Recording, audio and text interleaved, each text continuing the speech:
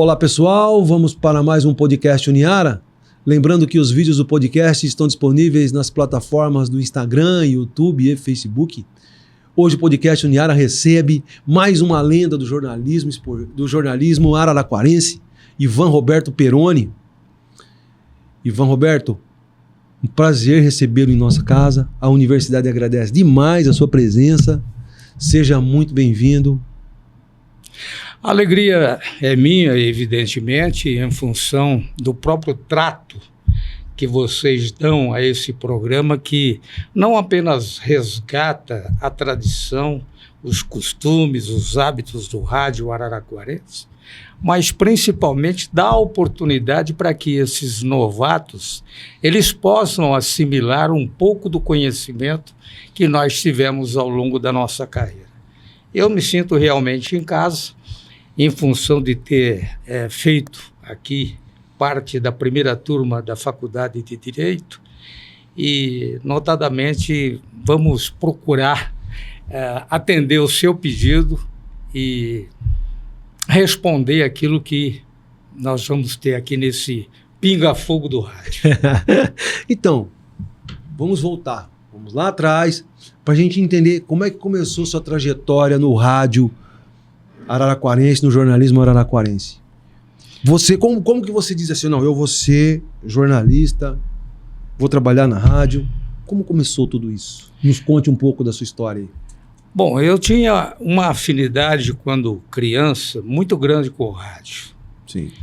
Palmeirense, eu buscava acompanhar todos os jogos do Palmeiras e às vezes até mesmo de madrugada. Sim. As transmissões de Pedro Luiz, Edson Leite, os comentários de Mário Moraes, as reportagens de Juarez Soares, Roberto Carmona, enfim, eu tinha essa ligação, esse vínculo com o rádio. E o meu pai, ele trabalhava como servidor público no Hospital Sanatório Nestor Goulart Reis, lá em Américo. Hoje transformaram a nomenclatura. E um dia, ele conversando com um colega de trabalho, ele disse, olha, meu filho, ele tem essa tendência para o rádio. E ele era técnico de som da Rádio Voz da Araraquarense. E no dia marcado, uma segunda-feira, 5 de janeiro de 1966, a gente de família humilde, minha mãe me preparou com um terninho preto, um calor que nós... Calor araraquarense. Não, calor era senegalesco. Senegalesco. E minha mãe, então, me preparou e eu desci a pé lá perto do Ieba, lá da Avenida 36, onde nós morávamos, e desci até a Rádio Voz da Araraquarense, que na época ficava na Avenida Feijó, entre as ruas São Bento e Padre Duarte. E lá fui recebido por Adilson João Telaroli, que era diretor artístico da emissora. Ele, naquele momento, na discoteca da rádio, estava em companhia do Rubens Betti, o Rubens Santos, que foi um colunista social aqui em Araraquara, e eles estavam, naquele momento, preparando uma coluna social para o jornal O Diário da Araraquarense. E me apresentei a ele e de imediato, não fiz teste, mas me deu a incumbência de cobrir a volta da ferroviária que havia caído em 1965, e essa volta tinha uma reapresentação da nova diretoria da ferroviária que ia preparar o time para o Campeonato Paulista de 1966. Sim. O Adilson falou, bom, já vou te dar uma incumbência. Você vai hoje à noite na sede da ferroviária, ficava na Avenida Duque de Caxias, onde é o Banco Santander hoje, e você vai acompanhar a volta da ferroviária e a primeira reunião da diretoria, naquela oportunidade presidida pelo Aldo Comito, tendo como diretores do departamento de futebol Carlos Coutinho de Oliveira Filho, Dorival Silvestre, que é o pai do Dorival Júnior. E também tinha um outro diretor, que era o Walter Coelho, funcionário do Banco do Brasil. Então, conversei com eles e fiz as primeiras linhas, as primeiras gravações já naquela oportunidade. E aí eu passei a estar empregado na Rádio Voz da Araraquarense, que era da família Barbieri, recebendo meu primeiro salário, que era de 5.000 cruzeiros. Não sei, na verdade, o que pode valer hoje 5 mil. Como eu sou do tempo antigo, eu sempre falo 5 conto. 5 conto, certíssimo. Eu não sei para que serve o 5 conto, mas foi o que eu recebi no primeiro. Era contos de réis, né? Não. Já era um pouquinho réis, já era um pouco mais novo. Mas ficou na lembrança. Começo. Tá. Foi esse o começo. E aí o senhor fica na Voz da Araraquarense até quando? Eu fico por... Bom, as duas emissoras em Araraquara, Rádio Voz da Araraquarense e Rádio Cultura, tinham uma diferença muito grande. Só para a gente entender, a Voz da Araraquarense veio antes, depois nasceu a Cultura. Não, a Rádio Cultura é de 1931. A Rádio Cultura veio antes, depois veio a Voz da Araraquarense. Isso, como disse o Araújo, 1958, 59, por aí. Não, só para a gente se situar aqui. Exatamente. Tá. Então, a Rádio Cultura era uma rádio elitizada. Sim. O objetivo de todo e qualquer narrador esportivo, locutor comercial, apresentador, a Rádio Cultura era referência. Sim. Então, eu fiquei de 66, quando comecei, até junho de 68. Tá. E, nesse meio tempo, comecei também a trabalhar no Jornal O Diário. Tá. Mas antes da gente avançar no Jornal Diário, o senhor fazia na Voz da Araraquarense o esporte. O senhor cobria a ferroviária. Exatamente. Eles me ofereciam um gravador Philips e eu saía em busca das informações. Da ferroviária? Da ferroviária. Tá. Eu participava, na verdade, do programa na sua integralidade. Tá? Wilson Luiz ainda não estava no rádio aqui em Araraquara, porque há um fato curioso nisso tudo. Sim.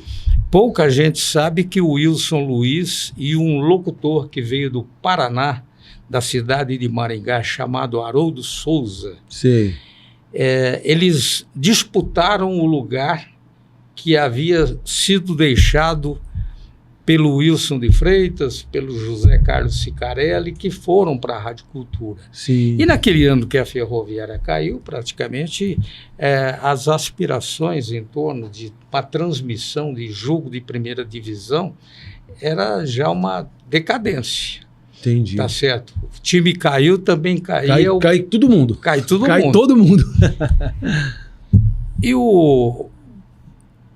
para a contratação de um locutor esportivo, foi feito um jogo amistoso aqui em Araraquara, pelo que eu me lembro, contra o Batatais, que seria adversário da Ferroviária também, nas disputas da primeira divisão. O Batatais veio, o primeiro tempo foi transmitido pelo Wilson Luiz e o segundo tempo pelo Haroldo Souza. O Wilson Luiz era um bancário, trabalhava em São Carlos, tinha passado pela Rádio Progresso. Sim. Mas a opção ficou em torno do Haroldo Souza. Era um brilhante locutor esportivo, não tirando os méritos, evidentemente, do Wilson Luiz. Mas o Haroldo, a trajetória dele foi tão significativa que ele saiu de Araraquara quando terminou o Campeonato Paulista e a Ferroviária subiu com aquele jogo com o 15 de Piracicaba no Pacaembu. No Pacaembu, né? No dia 23 de dezembro de 65. Sim. E o Haroldo, aliás, 66. O Haroldo, saindo de Araraquara um ano depois, ele foi para a Rádio Itatiaia, em Belo Horizonte. Da Rádio Itatiaia, ele saltou para a Rádio Guaíba, em Porto Alegre.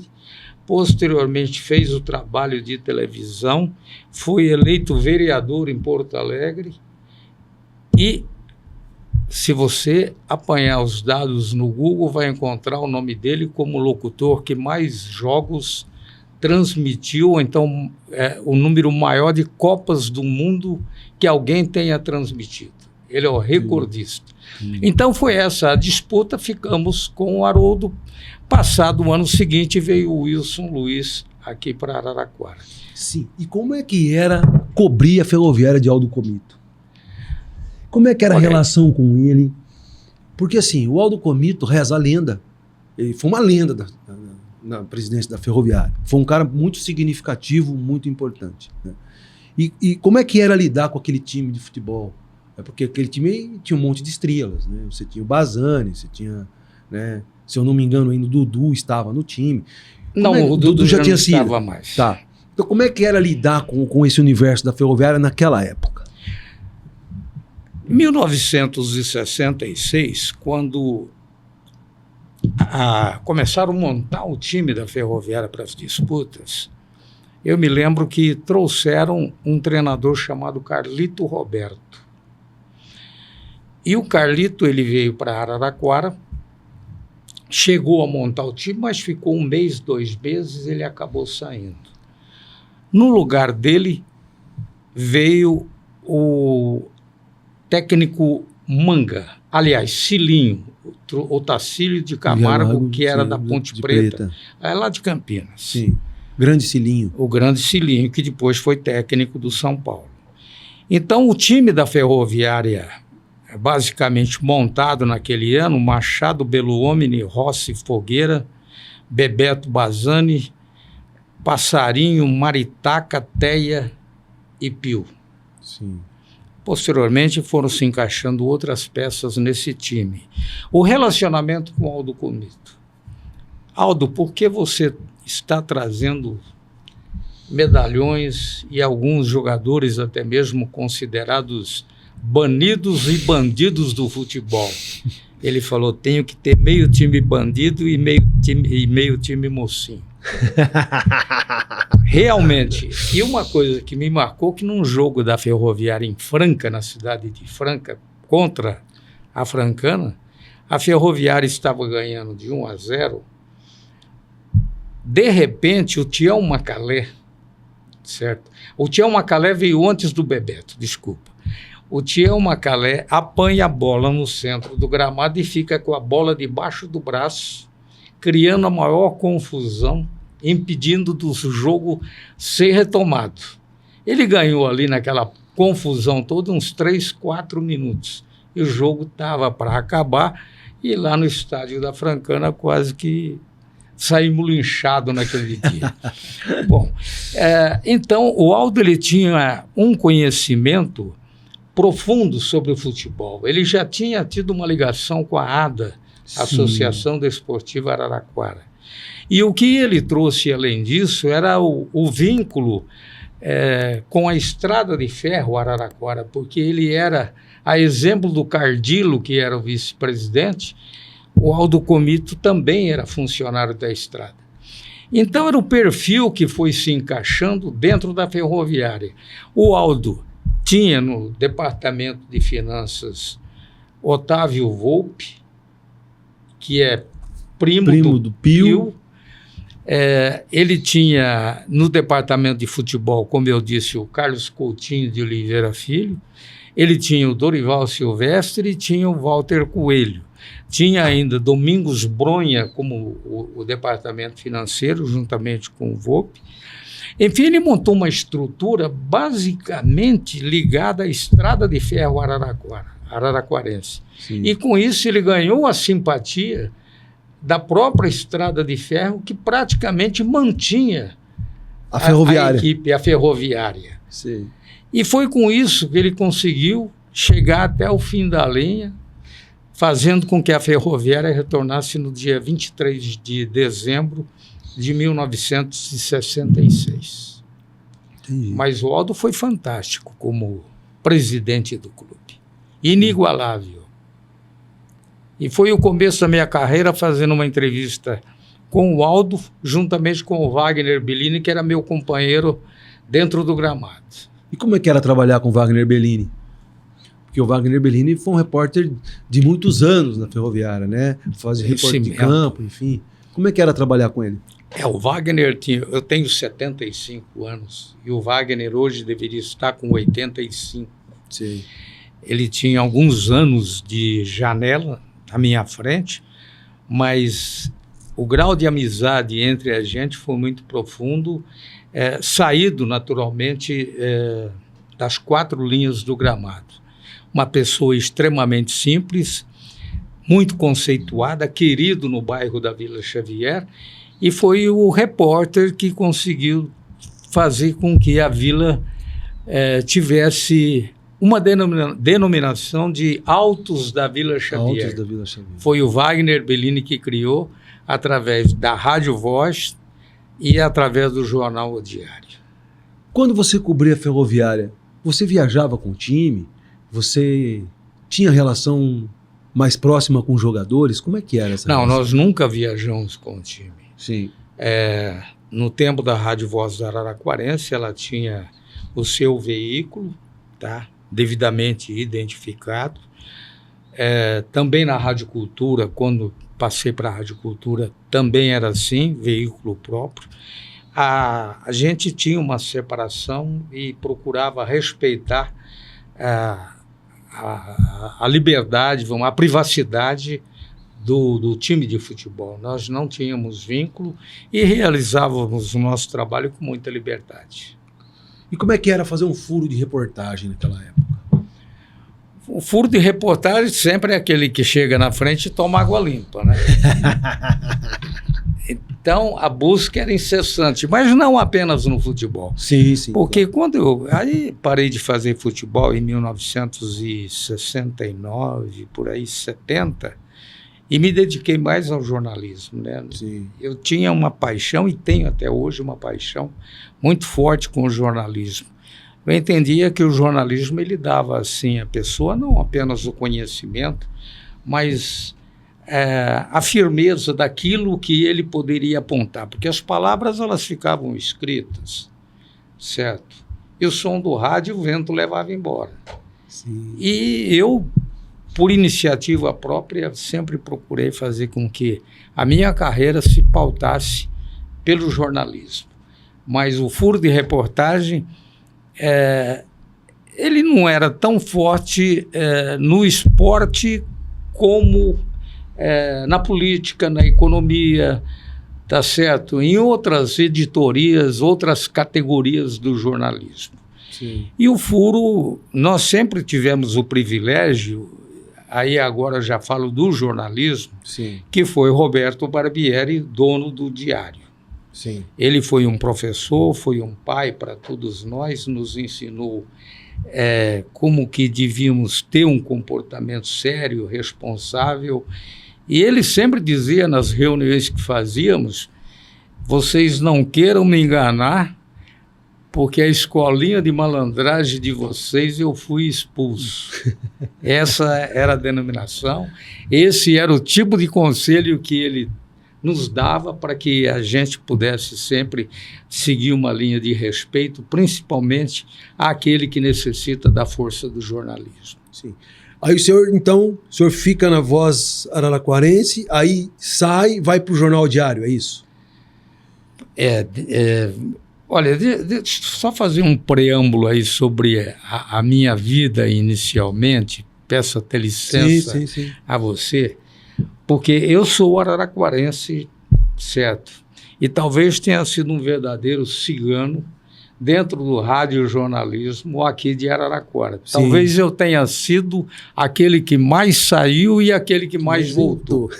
E quando eu voltei em 1988 para ficar definitivamente aqui, eu já tinha passado por grandes e importantes veículos do nosso país. Mas o que eu ia dizer, em 1957, eu fiz o grupo escolar na cidade de Jales, para onde meu pai levou a família, Sim. na Alta Araraquarense, quando a estrada de ferro estava praticamente desbravando o sertão. Sim. E nós chegamos a morar ao meu pai trabalhar na fazenda do Eufri Jales, que posteriormente o sobrenome dele... Ele virou o nome da cidade. Virou o nome da cidade. Eu fiz, em 1958, escola rural, pelo menos um ano, em Tabatinga, aqui perto, a fazenda do meu avô. 59, 60, grupo escolar Pedro José Neto, o Pedrão na Rua 4. Fiz o IEBA, o curso preparatório, em 1961. Em 1962 entrei na escola industrial e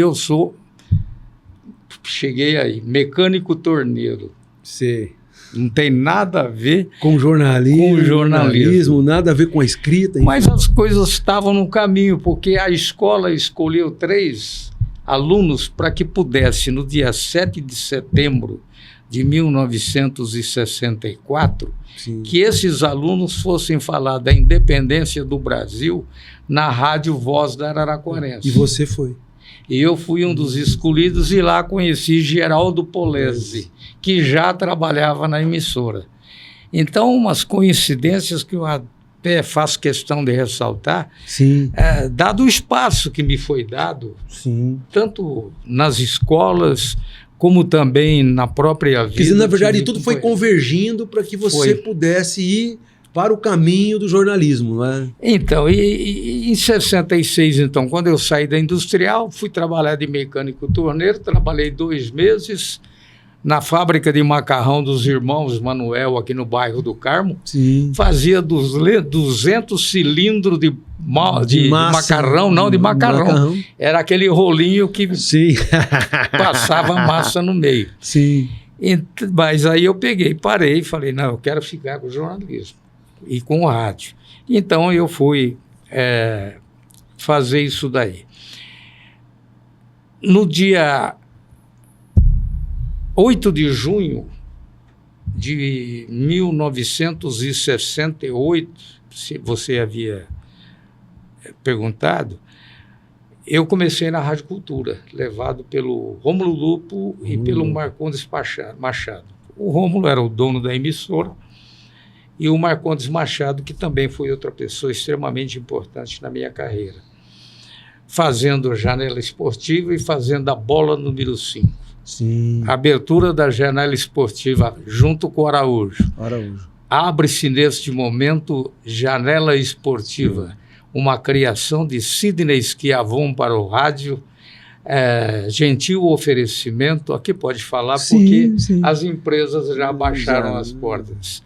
Eletrolúmina Liquigás e Baterias Viking, que ficava aqui na Rua 5 e tal. Sim, sim. Então, esse foi o começo. Para dizer a verdade, as pernas tremiam, porque eu estava diante de um monstro do rádio, sim, que era o Araújo. O Antônio Carlos Araújo. E jamais poderia imaginar que eu estaria frente a frente com ele, sim, aprendendo e conhecendo como é que poderíamos fazer um rádio de verdade. Mas não era só Araújo que estava lá. Jofre Rodrigues Davi, juntamente com Antônio Carlos Rodrigues dos Santos, departamento artístico da emissora. Nós tínhamos Nildson Leite Amaral, que é outro nome que foi mencionado aqui pelo Araújo, quando sim, deu a entrevista sim, a você.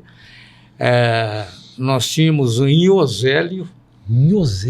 Rapaz, eu me lembro dele fazendo aquele programinha, como é que ele falava? Quem vai para frente, como é que é? Vamos em frente que atrás vem gente. Vamos para frente que atrás vem gente. Não, vamos em frente que atrás vem gente. Inhosélio, até gostaria de mandar um abraço para o Jerônimo Zingarelli Filho e o Inhosélio. Sim. Também uma pessoa muito querida e muito ele está bem? Ele está bem? Está bem. Dentro das normalidades. Nós, será que a gente consegue trazê-lo aqui? Pode ser. Faz essa ponte para a gente. Faz essa ponte para a gente. Então, então, são essas pessoas que marcaram, porque tinha outro programa dentro da Rádio Cultura, Plantão Policial no Ar, que começou com o Alfeu Palone, depois o próprio Nildson assumiu. E com o Nilton, eu tive uma passagem curiosa dentro dos causos do rádio, Sim. porque ele tinha um programa chamado D4 em Notícias, 8h30 da manhã, e apresentava comigo esse D4 em Notícias. E muita gente, né, os cinquentões, sessentões, tal, vão lembrar perfeitamente deste programa. E na abertura do programa, a abertura do programa era feita e logo em seguida tinha um chavão. E ele, com a voz dele, ele dizia, e como dizia Salomão na sua milenar sabedoria. Então, eu tinha que entrar em seguida para falar uma frase bíblica. Então, o Nilton levava a Bíblia no estúdio, ele me passava esse daqui. Aí chegamos para abrir o programa e ele lá, como dizia Salomão na sua milenar sabedoria. E eu quieto. Ele tinha esquecido a Bíblia, né? Não, aí veio, não sei se o melhor ou se o pior. Eu falei, filho meu, segue os meus conselhos e escreva esses conselhos na tábua do seu coração. Bom, entrou o comercial, ele me perguntou, o Salomão falou isso? Eu falei, você não trouxe a Bíblia, foi o melhor que eu encontrei. Veio da cabeça tal e o programa continuou. Também não sei se o Salomão falou isso.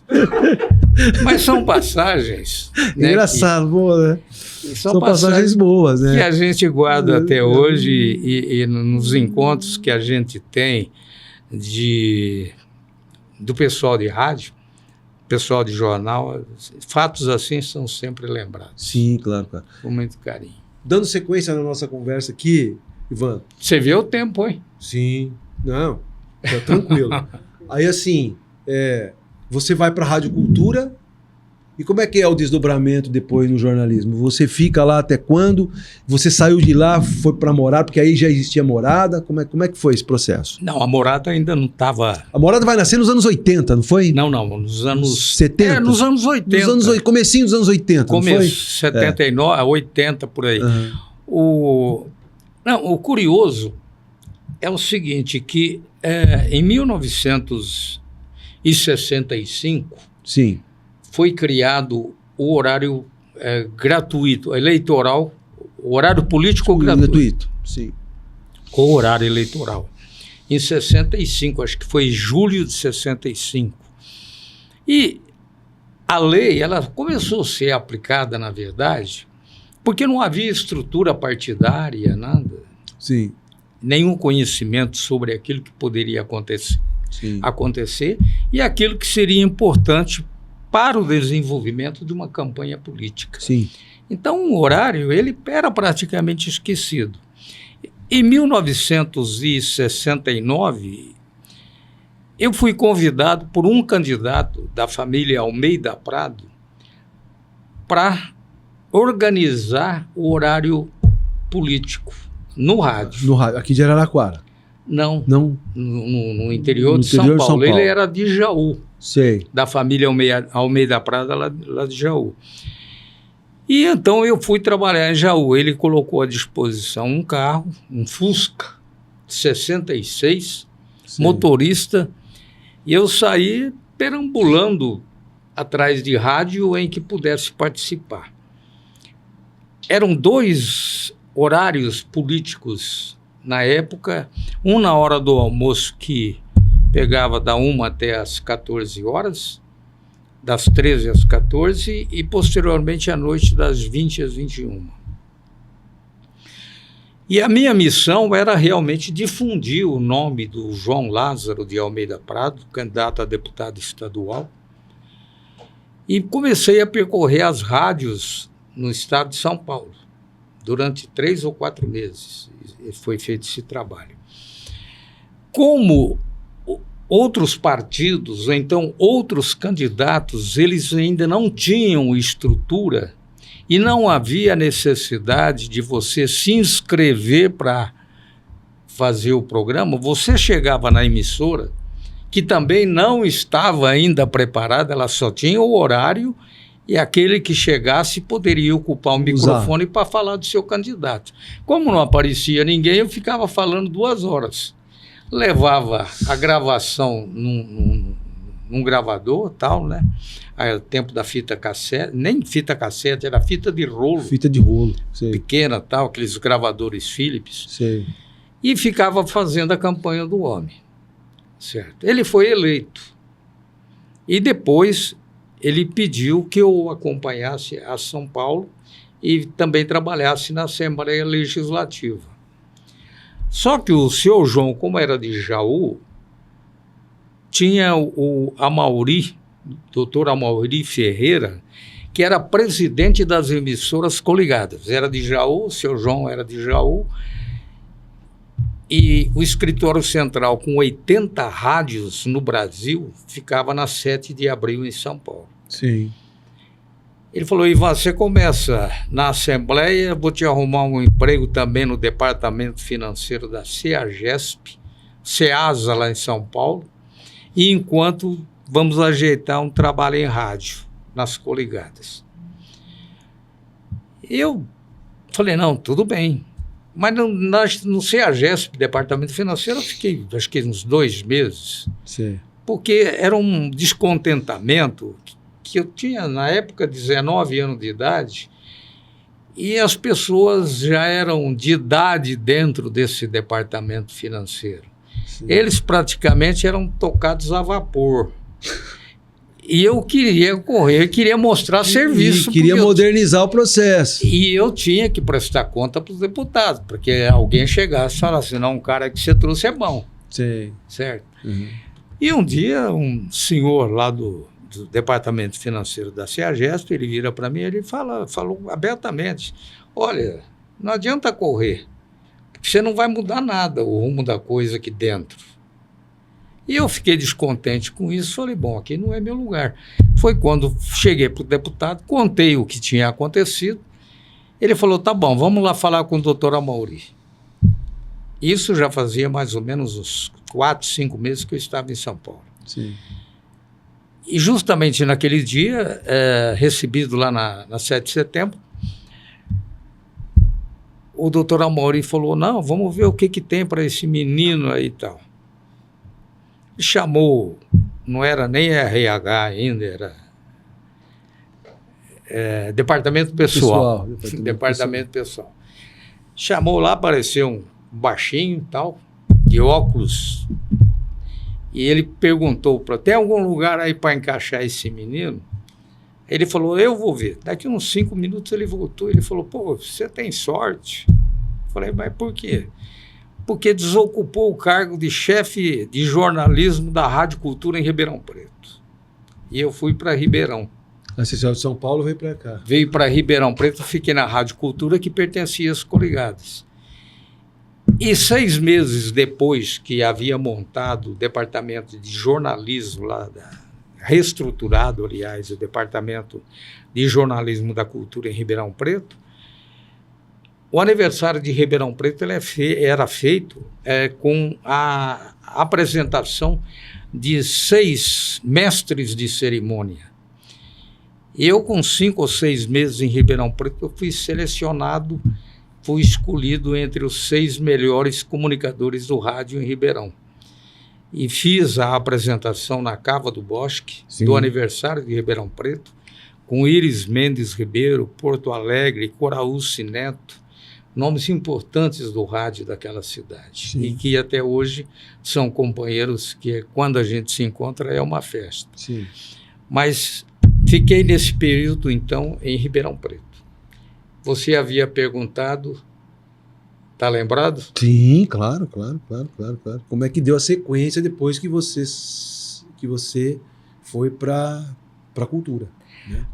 Da cultura para política, da política para São Paulo, para Ribeirão Preto, aí o Araújo foi me buscar. Como é que era cobrir a política naqueles anos? Qual a maior dificuldade que você tinha? Porque era um regime de exceção, Esse regime de exceção na verdade... Esse regime de exceção vai até 85, 84, 85, né? Como é que você conseguiu lidar? Porque você trabalhava no ambiente esportivo, era um tipo de jornalismo. Exatamente. Você sai e vai para a política. Como é que era você trabalhar a política naquela época? Porque você tinha Arena, você tinha MDB, você tinha pessoal que ficava flutuando ali entre a Arena e MDB, tinha um pessoal que ia mais para o meio, enfim. Como é que era isso? Eu só fui conhecer a essência da política, mesmo porque ela tinha uma convergência para os grandes centros, para as grandes cidades. Sim. Eu só fui conhecer essa essência a partir de 1974, quando eu fui para a agência Folhas, a Folha de São Paulo. Ali nós trabalhávamos nessa agência que fazia distribuição de notícias para a Folha de São Paulo, Folha da Tarde, Notícias Populares, Última Horas e a Cidade de Santos. Quando chego na Folha de São Paulo, eu vou fazer a cobertura desse tempo de recessão no Vale do Ribeira. Sim.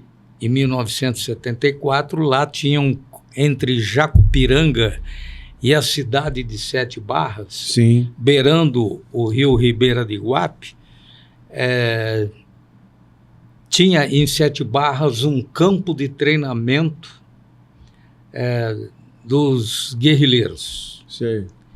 Então, o Lamarca, ele foi permanentemente procurado naquela região durante esse tempo. Então, eu fazia 22 municípios do Vale do Ribeira. Sim. Era uma época extremamente difícil, porque a comunicação inexistia praticamente. Claro. Então, tudo que nós tínhamos que fazer era passado via telefone para a agência Folhas, ou então distribuía um material que a gente considerava como sendo um material frio, sim, encaminhava pela viação 9 de julho, que fazia São Paulo registro.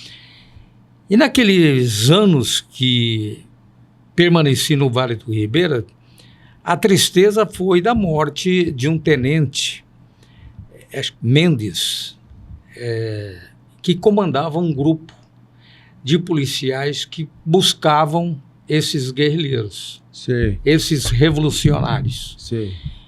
E acabaram assassinando esse tenente.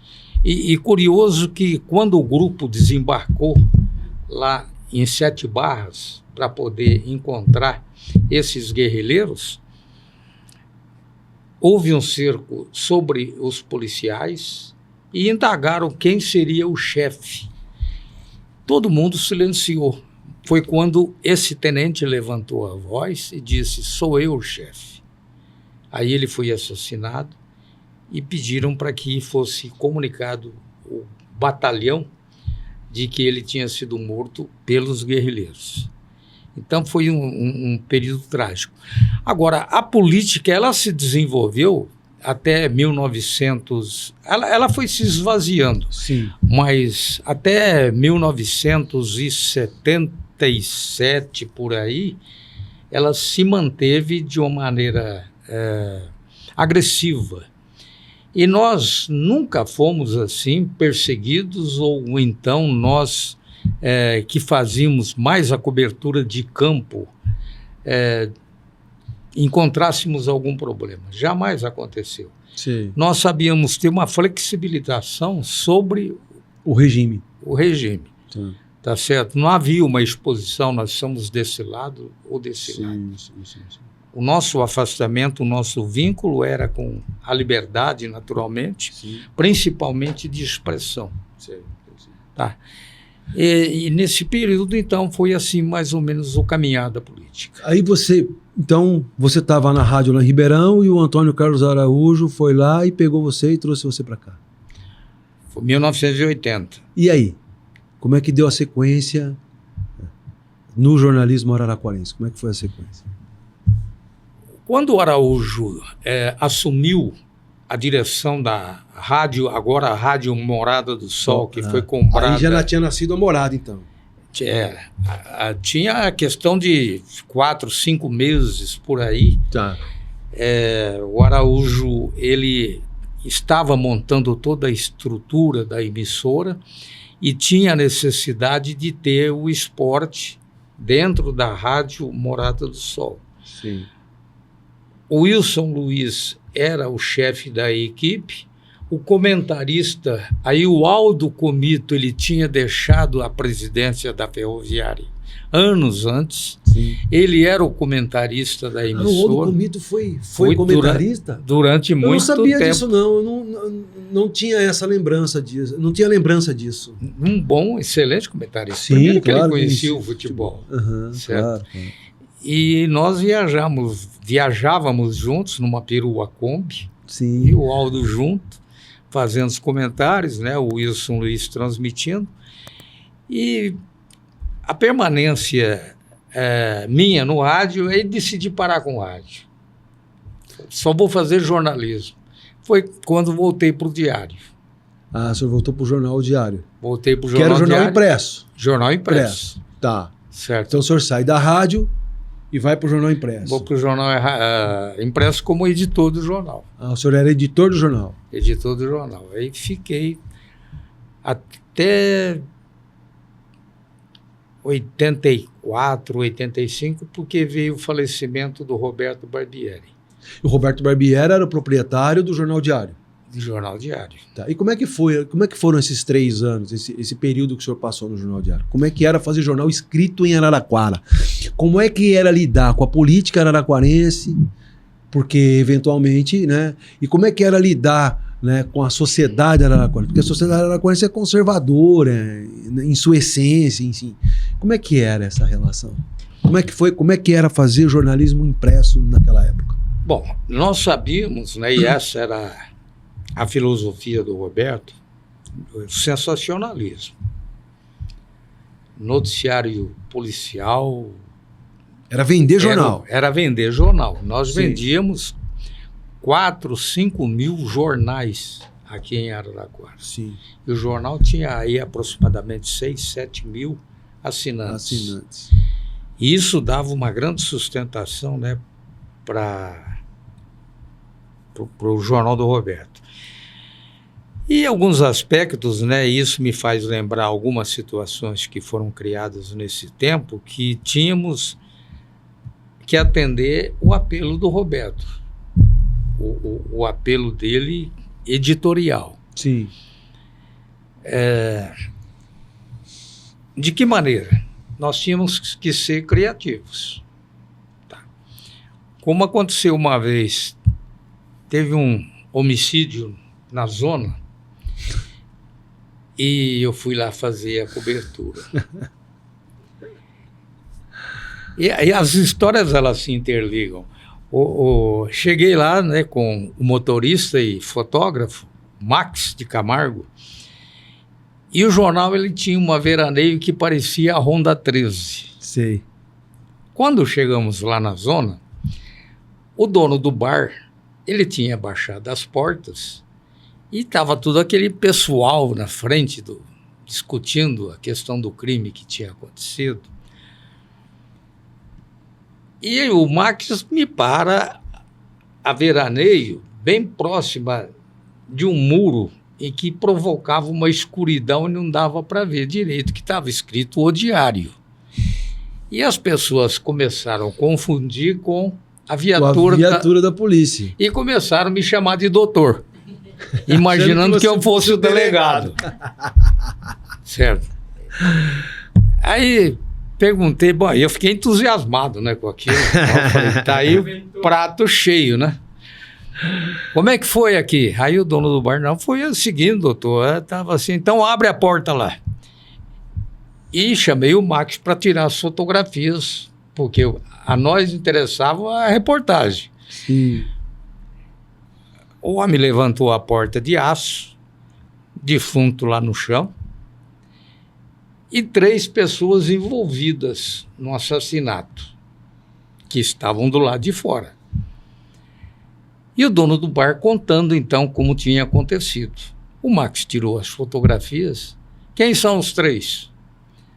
Ah, aqueles lá, ó, tudo para viatura. Eles entraram na viatura e fiquei, juntamente com o motorista, nós ficamos andando pela cidade para que eles contassem. Enquanto isso, a polícia estava procurando os bandidos que estavam com a gente. Com você. E ficamos andando, ele contando tal, né? Como é que tinha sido. Eu falei, não, vai tudo para a delegacia. Mas, doutor, eu tenho que trabalhar amanhã. Esquece, tudo para a delegacia. De repente, na Veraneio tinha um PX. Aí o dono do jornal aparece. Ele tinha uma voz rouca, bem grave, né? Ô, o que vocês estão fazendo? A polícia está atrás de vocês. Vocês vêm para cá urgente. Falei, pô, mas agora o que a gente vai fazer com os três? A delegacia, ela ficava na Duque de Caxias, sim, onde é hoje a seccional, sim, e tinha um corredor grande. Paramos em frente ao corredor e falamos para os três. Ó, vocês entram nesse corredor, não olha para trás e entra na primeira porta à esquerda. Até hoje não sei que fim que deu, certo? Mas que a reportagem saiu completa, isso pode ter certeza. Uma outra reportagem que eu achei até interessante, porque o que falta hoje, na verdade, é a criatividade, né? E para nós a criatividade nascia assim, num abrir e fechar de olhos. Era o tempo do romântico, né? Vamos dizer, do jornalismo. O Zé Conde Sobrinho. Sim, grande Zé Conde Sobrinho. Trabalhava conosco também no diário. Então nós bolamos de recolher lixo de 10 residências aqui em Araraquara. Nós queríamos saber o tipo de vida que as pessoas levavam através do lixo. Sei. E estava chuviscando, nós saímos com o carro do Zé Conde, eu descia, apanhava o lixo e jogava no porta-mala do Zé Conde. E fizemos realmente, né, a catança em 10 casas de pessoas da mais alta estirpe aqui, sim, na cidade. Sim. E chegamos no corredor do Jornal Diário, na Duque de Caxias, esparramamos tudo aquele monte de lixo, né? Mas tudo certinho, cadastrado, fulano de tal. E nós íamos contar. Aí o Roberto chega na manhã seguinte, vê aquele monte de lixo esparramado no corredor. Falou, o que está acontecendo aqui? Aí contamos para ele que nós íamos fazer essa reportagem. Ele falou, vocês estão loucos. Vocês vão entrar na privacidade das pessoas, isso vai dar cadeia para mim, vai dar cadeia para vocês. Para com isso. Não teve reportagem. Mas que ficamos sabendo tudo que as pessoas daquela época tinham em casa. Sem dúvida, né? Legal. E aí você fica, então, no jornal impresso, no diário. Diário, depois o Roberto morre e eu vou para São Paulo trabalhar na revista O Cruzeiro, que estava Você trabalhou no Cruzeiro? A revista O Cruzeiro... Era uma revista importante, era uma revista das mais importantes da época. E quem me levou para a revista O Cruzeiro foi o irmão do Feismatter, Michel Matter. Sim, Michel Matter. O Feismatter foi secretário aqui, inclusive em Araraquara, e o Michel morou um certo tempo aqui. E um dia ele falou, Ivan, vamos comigo para São Paulo que eu vou assumir a sucursal da revista O Cruzeiro, ali na Alameda Jaú, 48. E fui com o Michel para São Paulo, fiquei um período lá, acho que mais ou menos um ano. Tal. Aquela revista era uma revista renomada, né? Era uma revista muito top da época, que marcou muito a sociedade brasileira. Até hoje ela é comentada. Como é que era trabalhar lá? Ela teve um monte de problemas. Primeiro que quem assumiu a revista O Cruzeiro, que era dos diários associados, tal, sim, quem assumiu foi o Antônio Carlos Abissâmara. E o Abissâmara, ele tinha um vínculo com o regime militar na época. Tá? Ainda existia isso. E o Absâmara acabou vendendo para o Alexandre von Baumgarten. Sim, Alexandre von Baumgarten, um jornalista famosíssimo. Que foi morto, certo, entre aspas, em alto mar. Ele conseguiu cair na água, certo? E acabaram matando o Alexandre von Baumgarten. E a revista, então, ela passou a ser comandada por um outro jornalista, e nessa época nós, tanto o Michel, que voltou para o Rio de Janeiro, quanto a mim, que voltei para Araraquara, certo? Acabou a nossa trajetória lá em São Paulo na revista O Cruzeiro. Aí já era 88, mais ou menos, e o conhecimento que eu adquiri lá fora, montei a minha empresa, que hoje tem 35 anos. Sim, mas aí assim, naquela época que você trabalhava, que você fazia o diário, nessa época tinha o Imparcial também. Imparcial, um grande jornal. Sim. Pioneiro. Que eram, vocês eram rivais, eram de donos diferentes? Donos diferentes. Donos diferentes. Paulo Silva. E tinham visões diferentes sobre a realidade araraquarense, era isso? Como é que era essa dualidade entre diário e o jornal Imparcial? O jornal Imparcial, ele tinha um perfil totalmente diferente. Era um jornal mais político, era um jornal mais técnico, era um jornal que tinha uma identidade maior com esse público, né? Que é mais conservador, como você disse. Sim. Já o diário, extremamente popular, era totalmente ao avesso. Mas o Paulo Silva, como jornalista, era fantástico. Foi ele que conseguiu criar em nossa cidade também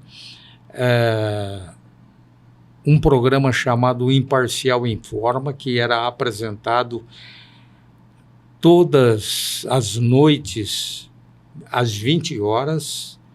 Tinha um grande índice de audiência através da Rádio Cultura. Sim. Apresentado pelo J. Rufino. J. Rufino, me lembro. Pelo J. Rufino. Mas eram jornais totalmente diferentes. O diário, ele levava essa vantagem pela forma popularesca que ele tinha. Sim. E aí você monta a sua empresa, então, em 88? 88 eu monto uma... Que empresa que é? Empresa de assessoria jornalística. Assessoria de imprensa, Marzo Comunicações. E a gente implantou as primeiras assessorias de imprensa aqui na cidade. Chegou uma época que, pela falta de jornalistas aqui na cidade, pessoas com experiência e tal, nós tínhamos serviço tanto do Clube Araraquarense quanto do Clube 22 de Agosto. Nós trabalhávamos para a mesma empresa.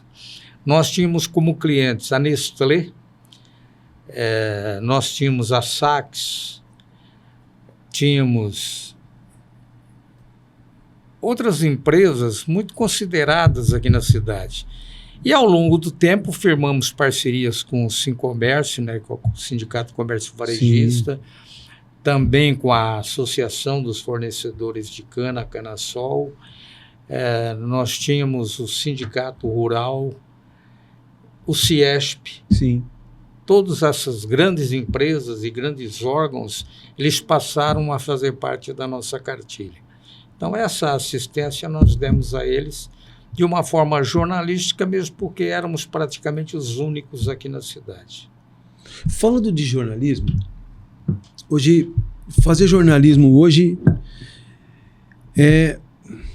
vou dizer uma palavra complicada, porque assim, qual a diferença, né? E aí, entre o cara narrar o fato e ter opinião? Porque me parece que hoje não basta você narrar o fato. As pessoas dão relevância tendo como base a opinião que você tem sobre o fato. Como é que o senhor vê essa dicotomia hoje? Como é que o senhor vê o jornalismo hoje tendo essa relação? Com a tecnologia, as coisas mudaram muito, evidentemente. entre narrar o fato é aquilo que efetivamente aconteceu. Sim. Você vai descrever ele da maneira com que você está vendo uma situação. A questão opinativa, ela é muito limitada e que hoje as redes sociais não permitem. Por quê? Através das redes sociais você tem 5 milhões de comentaristas e que colocam a opinião da maneira que eles querem. Sim. Isso num jornal antigo, eu sou do tempo do teletipo, certo? Do telégrafo. Sim. Na Rádio Cultura, as notícias eram captadas ainda em 1968 através do teletipo. E eles copiavam a notícia 6 horas, 5 para 6, e 6 horas depois da oração da Ave Maria, sim, nós tínhamos que fazer a leitura das notícias que foram taquigrafadas. Então, essas maneiras de se observar o fato e a opinião, elas se divergem de acordo com a consciência da própria pessoa. É preciso que você compreenda se a opinião que você vai dar é para o bem ou para o mal. Então, tendo isso como foco, e eu queria falar sobre isso, jornalismo e ideologia hoje andam juntas? Seja por um lado ou seja por outro? Ainda andam. Não adianta você querer separar o joio do trigo, que vai ser impossível. Hoje, por exemplo, se os meios de comunicação são as formas mais fáceis que, principalmente a classe política, ela pode atingir, pode tirar proveito para poder divulgar o trabalho. O que atrapalhou hoje e continua atrapalhando e tira a criação do próprio jornalista são as assessorias de imprensa colocadas dentro dos poderes executivo, legislativo, porque a notícia ela vem de lá não para expressar realmente a realidade do que está acontecendo. Às vezes vem como pano de fundo para poder acobertar uma situação. E manipular um processo. E manipular de uma maneira ideológica essa situação.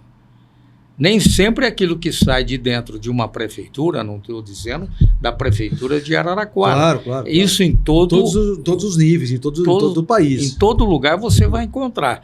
As notícias que saem de dentro das prefeituras, das câmaras municipais, são notícias manipuladas para atendimento aos interesses de alguém. Essa é a diferença que existe hoje, razão pela qual a criatividade do jornalismo, como nos tempos românticos, isso acabou. Porque acabou aquele repórter que vai até o local, que conversa com as pessoas. Hoje o pessoal copia e cola, né? Saiu uma notícia na Folha de São Paulo, o cara vai lá, copia e cola, joga numa outra mídia, o outro joga ali, e aí fica fácil fazer jornalismo. Exatamente. Então, você reproduz um processo. O que você faz hoje com o jornalismo apresentado aqui em formato de podcast é fantástico, é sensacional. Primeiro que você resgata a história de uma cidade. É preciso que se dê respeito aos traços, aos costumes da nossa gente. Hoje as saudades, as recordações, as imagens estão praticamente sepultadas. Porque se você for viver simplesmente em cima do jornalismo atual, você não vai ter espaço para aquilo que é antigo. Nós temos o nosso portal. Então, nós temos lá, dentro da editoria de variedades, histórias que são contadas sobre gente da nossa terra, sobre o motociclismo antigamente, como é que era feito, como é que se desenvolvia. Nós temos...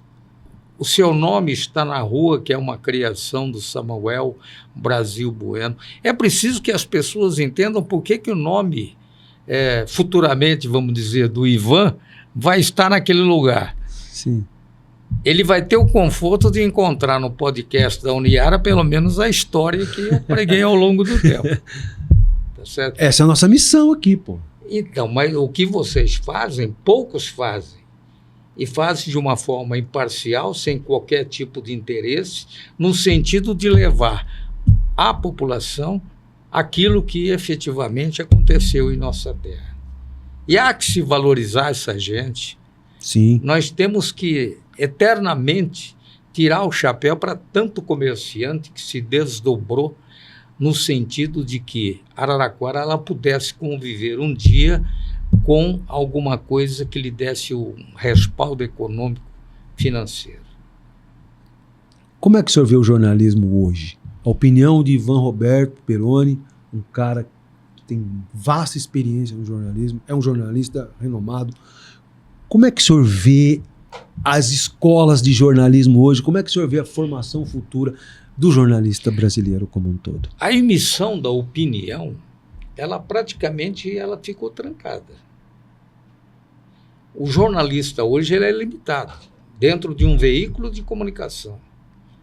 Eu não posso, por exemplo, se eu fosse dono de um jornal, permitir, se eu vejo a meu favor o lado econômico, eu não posso fazer uma crítica a uma situação política. Vamos dizer, pode ser Pedro Paulo João, o prefeito municipal de Araraquara. Sim, claro. Mas na Folha de São Paulo, ela distribuía uma cartilha, certo? Lá atrás, e ficava de maneira sigilosa sobre as pessoas que poderiam ser faladas, de que maneiras poderiam ser faladas. Existia um aconselhamento, tá certo? Porque sabia que transgredir algum sinal seria haver uma repressão. Isso poderia vir de cima, no caso do regime que nós estávamos vivendo naquela época, ou poderia vir da própria direção do jornal, sob olhar econômico. Sim. Não estou dizendo que isso tenha ocorrido dentro da Folha, mas todos os grandes jornais brasileiros eles eram regidos pela censura. Sim. Tanto é que o Estadão ele publicava, né, normalmente, via de regra, quando uma notícia era censurada, ele colocava receita de bolo. Tá certo? Então existia esse olhar. Mas para olhar o futuro, como eu disse, as redes sociais também estão eliminando a criatividade do jornalista. E a investigação. E a investigação, porque o que ocorre nesse momento? A manutenção do profissional dentro de quatro paredes, ar-condicionado, reproduzindo notícias, requentando notícias, não é? Quando eu trabalhava, eu tenho acho que umas 4, 5 matérias que foram motivo do deslocamento do Jornal Nacional. Sim. Então, vai do espírito de criatividade. Recebo na redação do Diário uma carta sobre escravidão numa fazenda aqui em Ibaté. Isso no final dos anos 70. Fui lá nessa fazenda. Encontrei facilidade em entrar nessa ocasião. Fiz a reportagem, fiz as fotografias junto com a equipe do Diário. Publicamos que nós tínhamos feito esse material, descoberto esse material, movimentamos o Ministério Público do Trabalho. O Jornal Nacional veio, constatou que realmente era verdade, era verídico, mas no dia que eu fui levar o pessoal do Jornal Nacional lá, eles estavam me procurando, certo?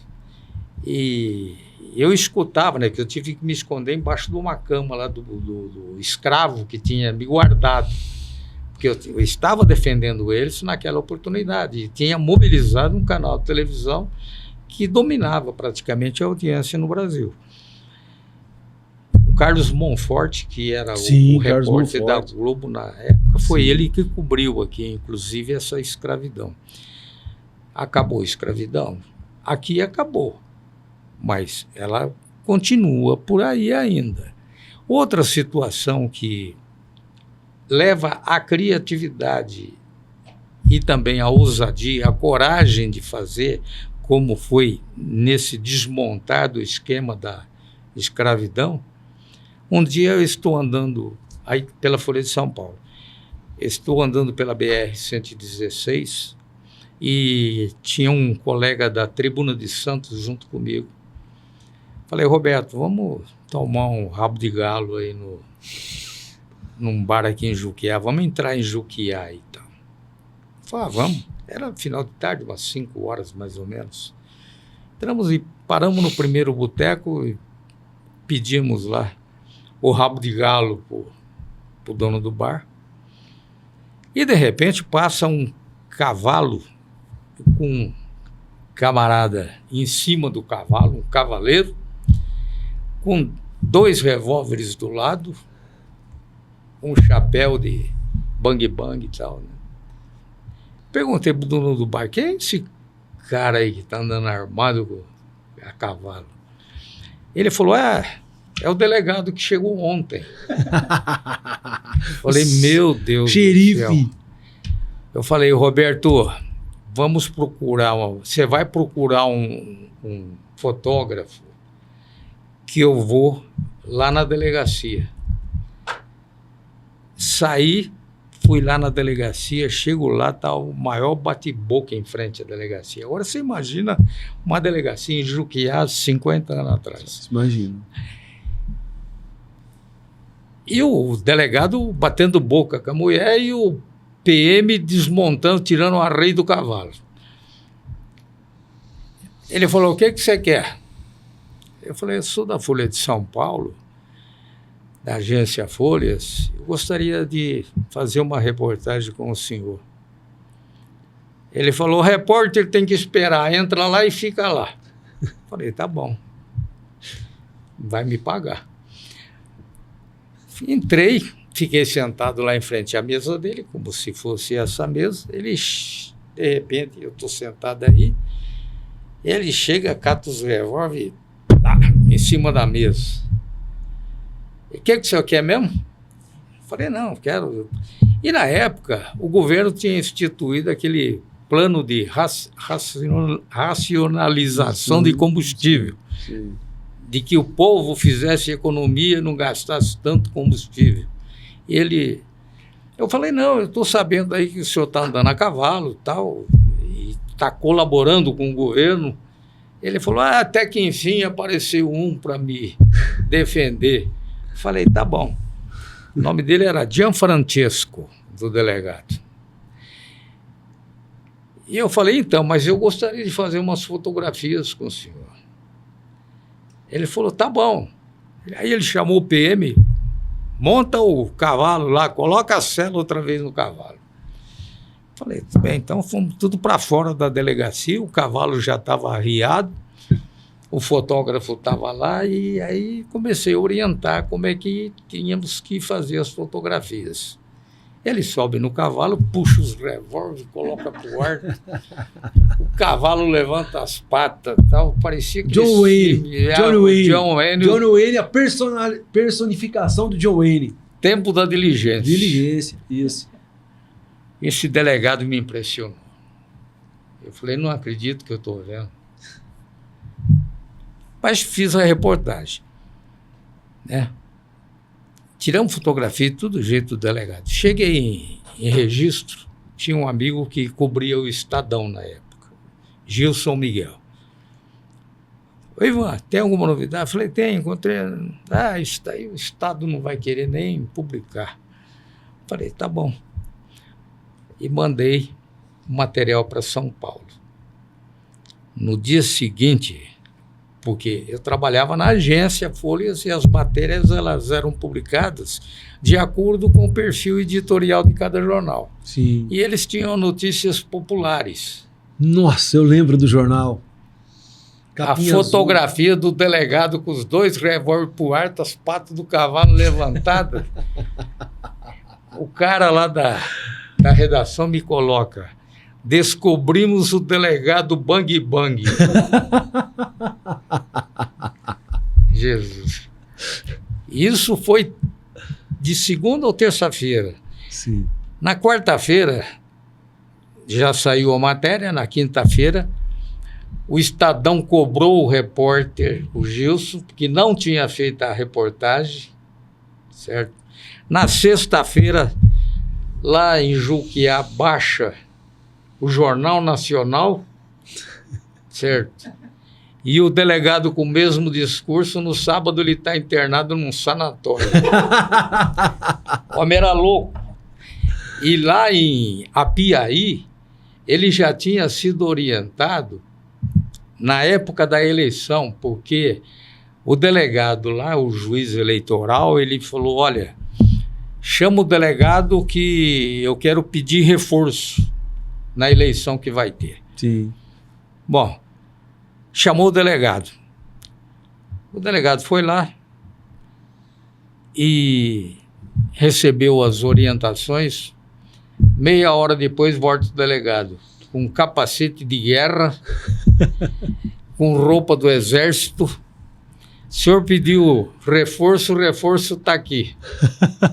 Tinha que ser internado mesmo, né? Ivan, muito obrigado por nos contar um pouco da sua vida, a história do jornalismo araraquarense. A universidade agradece demais sua presença. Muito obrigado.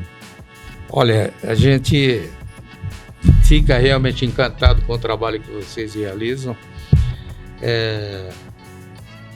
Esse é o caminho que talvez possa servir de orientação para tantos jovens que queiram adentrar esse campo profissional. Nós sabemos, evidentemente, que a influência da rede social hoje é muito grande. O trabalho todo é facilitado em função de pesquisa, do copia e cola, como você disse. Perde-se a criatividade, perde-se uma evolução no conhecimento do próprio ser humano. Sim. Mas vocês, com esse resgate, vocês estão de parabéns. Muito obrigado e vamos em frente. Vamos em frente. Obrigado, gente. Que atrás vem gente. E atrás vem gente. Em Osélio, logo aqui. Em Osélio.